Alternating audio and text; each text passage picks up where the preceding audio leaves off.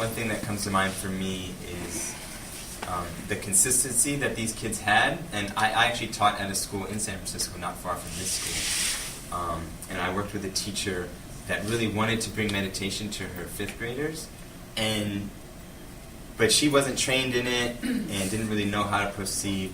And it sort of sputtered, and she tried, and she didn't feel like she really had the time to devote to it, so she tried to do like 5 minutes a day, here and there, and ended up feeling after a few weeks that it just didn't work, and basically just gave up and let it go.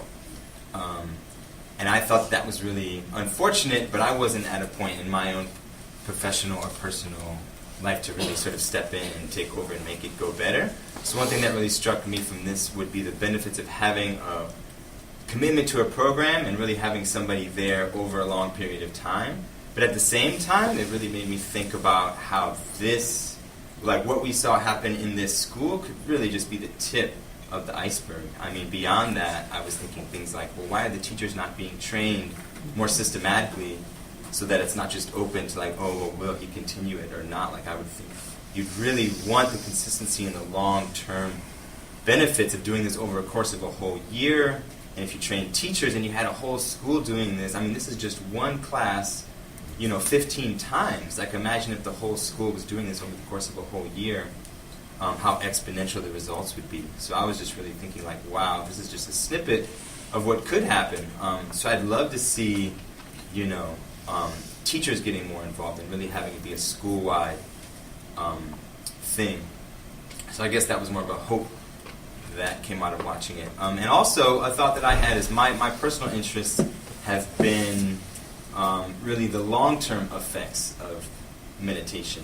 And many people that I know who are serious meditation practitioners, and they do long retreats, and they've been practicing for years and years and years, almost sort of can get easily critical of mindfulness because it's just so simple, and like what you're trying to do is so simple, when really it's a great entry point.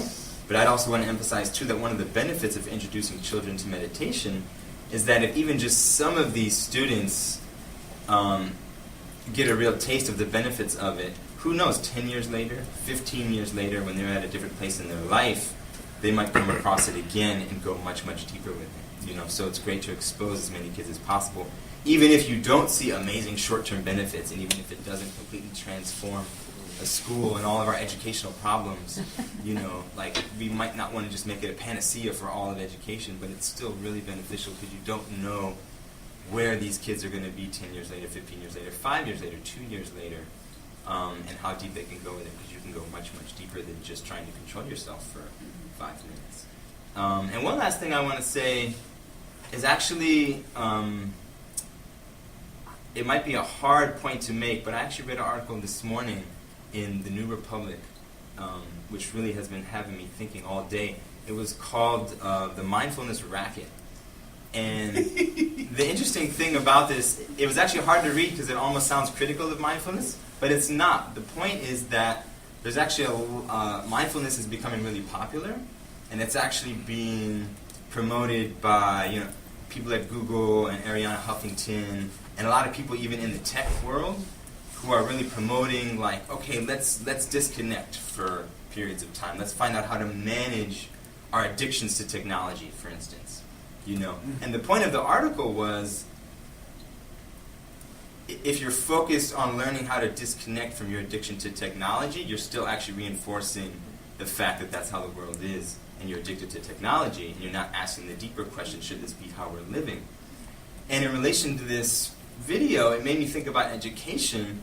And in the first 15 minutes of the video, I was really struck by some of the structural, systemic problems at the school. For instance, she said somebody came in and referred to the school as apartheid land. That's a serious problem that won't be resolved by mindfulness.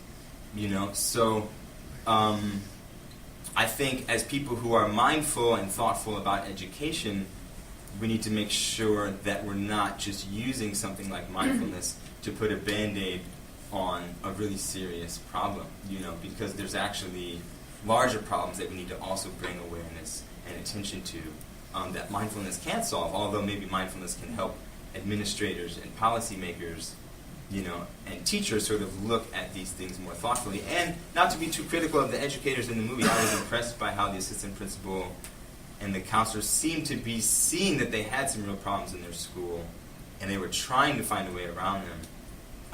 So I would just love to see them go much deeper in their own thinking about their own school, and also much deeper in sort of implementing these practices, because I think the benefits we saw here are really just the beginning and just the surface, of what we could do.